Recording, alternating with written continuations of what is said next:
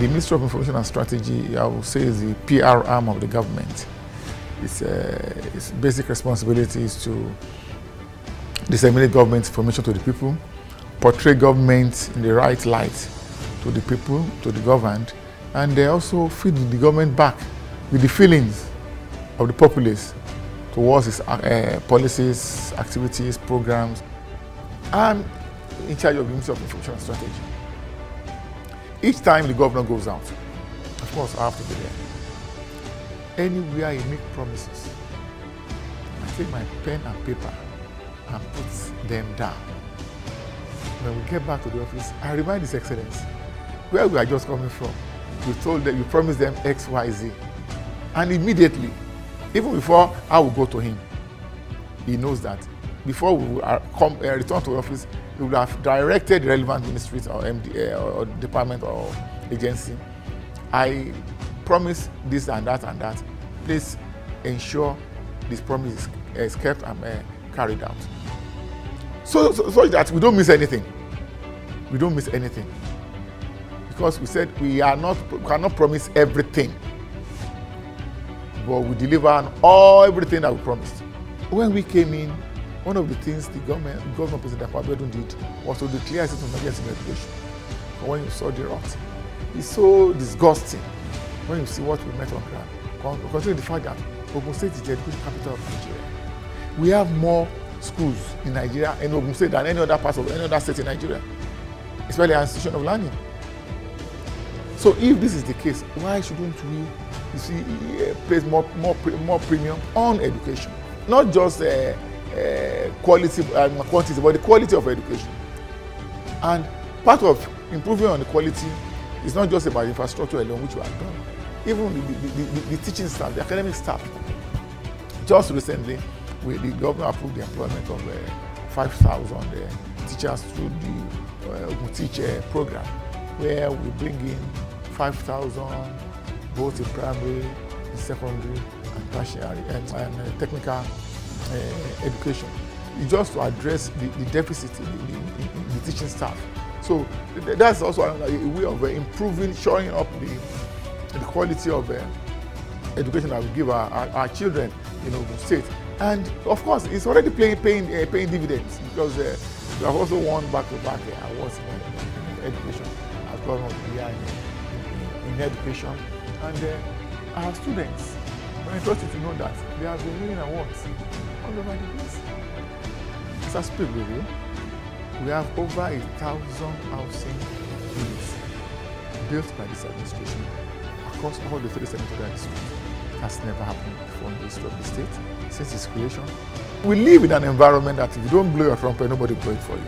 It's unfortunate.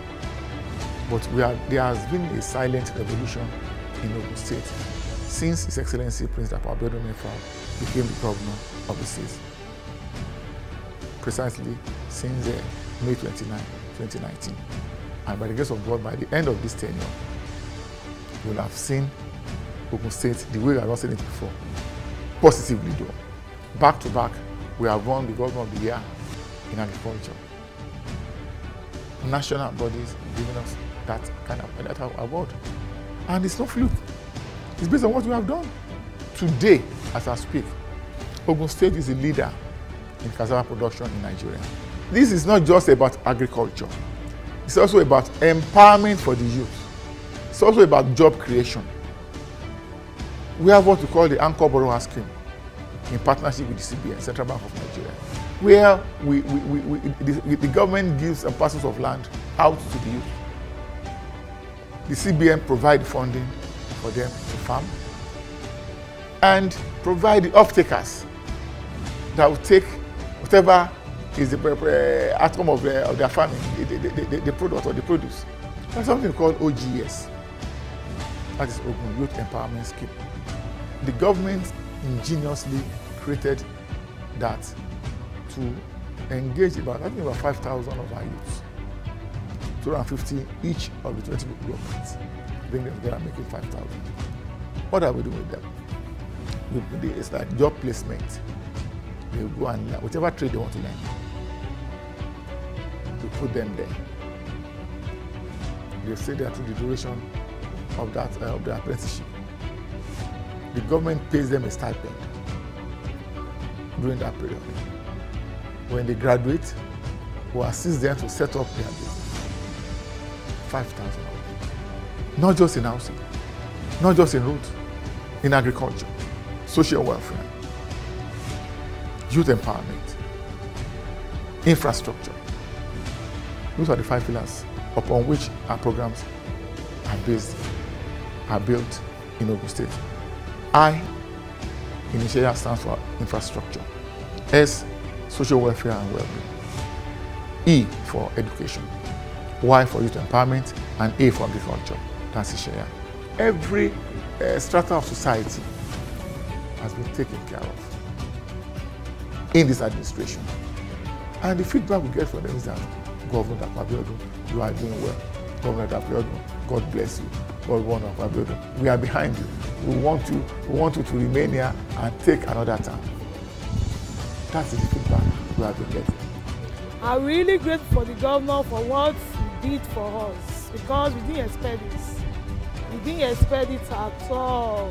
Mo dúpẹ́ lọ́wọ́ gómìnà yìí pé àwọn ọmọ ẹgbẹ́ tẹ́lẹ̀ wọ́n rìn kiri, wọ́n rí iṣẹ́ kan ṣe, wọ́n dúpẹ́ lọ́wọ́ yìí náà láti pé àwọn náà iṣẹ́ ló ṣe pé wọ́n ti gbà yàn ọmọ boys àdúgbò, wọ́n ti gbà sí iṣẹ́ ló ṣe.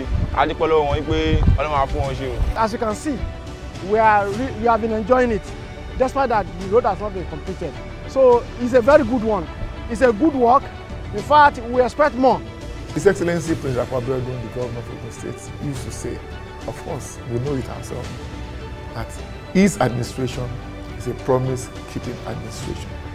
That we will not say we'll do everything, but we'll do everything that we promise. That is what we have been. And every day we wake up, we remember that.